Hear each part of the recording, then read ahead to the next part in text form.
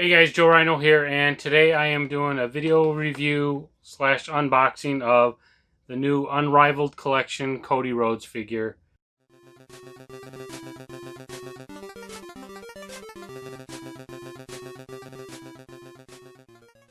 Alright, so the new Unrivaled AEW figures, they're starting to hit stores. A lot of collectors are getting them, and one of the things with these are, I don't know how much will show up, but the Brandy Rhodes isn't showing up at Walmart right now. She was short packed. You can only get her online at Ringside Collectibles. And if you use the code Joe Rhino, you could save 10%. There's not a lot of figures that are available for Series 1 now. A lot of them are sold out, but you could pre-order Series 2.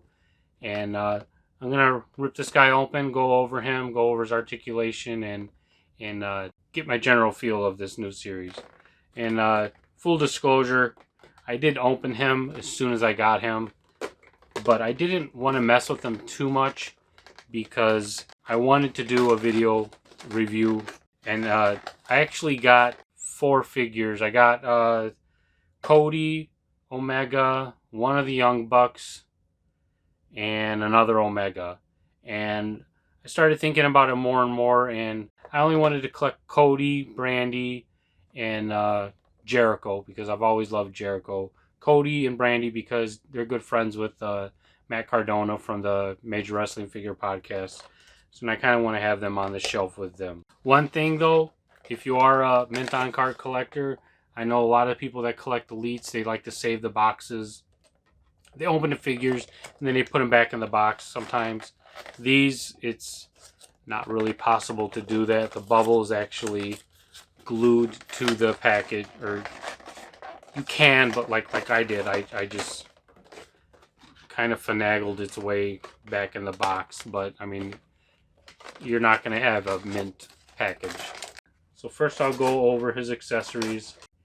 Comes with a sledgehammer from their first pay-per-view or whatever it was where he smashed a throne, basically saying F you to Triple H, the WWE. Like I said, I previously took him out of the package. I actually took a picture. I actually took him out of the package previously, and I shared a picture on Twitter, and Cody Rhodes actually liked and commented on it. For one thing, almost every figure comes with this this plastic covering, whether like Cody, it's his belt. I think Jericho has it on his arms to cover his arms to protect it from the coat. I think it's the same with the Young Bucks. They have the soft goods coat, and Omega too. So just be warned if you see plastic like that. It's easily to, you can easily take it off. It's not that hard. I've seen some guys where they just ripped it off really easily. I'm going to leave the belt out. Well, I'll show off the belt first. It says Attitude Killer. I don't know. And it's nicely detailed. It's got this peg system where you're supposed to peg it in, which is hard to do on this soft rubber. You basically peg it in and then you pull it. I've seen a lot of people call this like the peg and pull system, but I've never had luck with it. It's easier to do it this way, but I guarantee you I'll struggle and probably have to cut out 5 minutes of me messing with it. But here's the figure out of the package, no accessories. Try to do a nice, hopefully it'll zoom in on him. I'll try to take some pictures afterwards. I don't have a really good setup right now because I'm redoing parts of my toy room. And then I have a Elite figure, CM Punk, to kind of show you. So they're both pretty much almost the same height, but it gives you a good idea that at least they're trying to keep the figures in line with other toy lines. So on articulation, he has a hinged and a ball socket head. So, you could spin his head all the way around, but then he also has a hinge, so you can look up about that far, look down about that far. It doesn't really have any tilt. And then on his arms, he's got the ball socket shoulders. Listen to that. That's nice. And then, sorry if you can hear my dog in the background. He's barking at someone. He's got the swivel.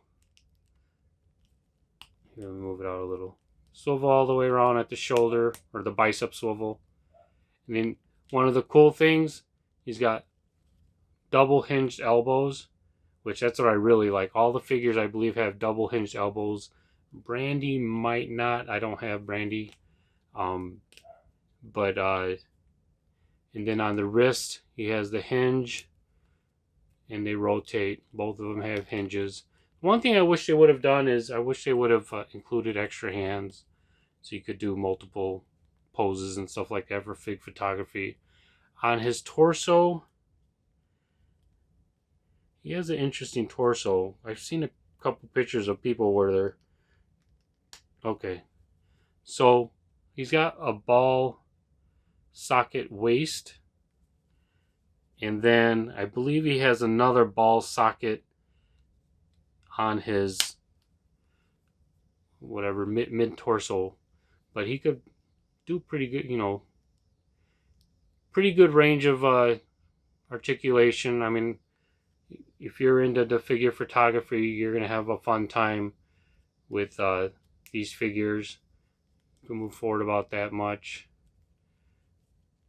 You could twist it, but you're going to run into little problems if you try to go too far because of the sculpt. And then, like I said, he has the ball socket. You got really good range of motion. The legs, I think, are something new because this, I can't tell if this is like a softer rubber. No. I was thinking it was like a softer rubber, almost like a crotch piece cover, but it's not. So he's got two ball. That's one bad part that people were complaining about is they should have colored those ball sockets either the color of the plastic or black or something to hide them more. It's going to kind of look a little almost looks like something's hanging out. But he's got ball sockets on his hips, so his legs can move up about that much, move back about that much. The butt cheek gets in the way a little bit. They do have thigh swivels, and then double hinge knees. Pretty good range of motion. Not the greatest. I've seen better, but still, the one thing I do like is I know his aren't technically knee pads, because he wears the pads under his pants. But I like that the knee pads aren't separate. I don't know on the other figures how they're going to be, but I really hope that they have the sculpted on knee pads, because one of the things with the Mattel figures, especially these big giant knee pads, is, yeah, he's got double hinge knees, but can't really do much with them. Whereas if they're actually sculpted on, then you could, you have a lot more range of motion. And then with his boot cut, he has a swivel boot cut, and then he has hinged ankles, and I believe, pivot too. So he has a really good wide range of motion. Like I said, just showing, can you imagine like some of the fig photography that's out there, people doing like moonsaults and stuff like that. I'm really excited. It's another figure line. The guy in charge of this figure line is, he was actually the guy that's in charge of, or he was in charge of the classics and the old Jakks figure line. So he really has a love for action figures, and he really has a love for wrestling. He's really in close ties with the wrestlers and the people in charge, and I know he's really good friends with some of the wrestlers that collect action figures, so I'm pretty sure he's getting a lot of feedback, not only from fans, and he's really vocal on Twitter. I believe his Twitter handle is @JeremyKhan. I'll put it down below, but he's really vocal. He reaches out to the fans for feedback, for ideas and stuff like that. And Jeremy Padower is his name. But anyway, so I wanted to go over this. I didn't want to take too much time. Here's a close-up of his dream tattoo. He doesn't have the neck tattoo because it was already in production when he got that one. So I'm pretty sure Cody, being one of the owners, co-owners or president or CEO or whatever his title is now, I'm pretty sure we're gonna have a ton of Cody figures.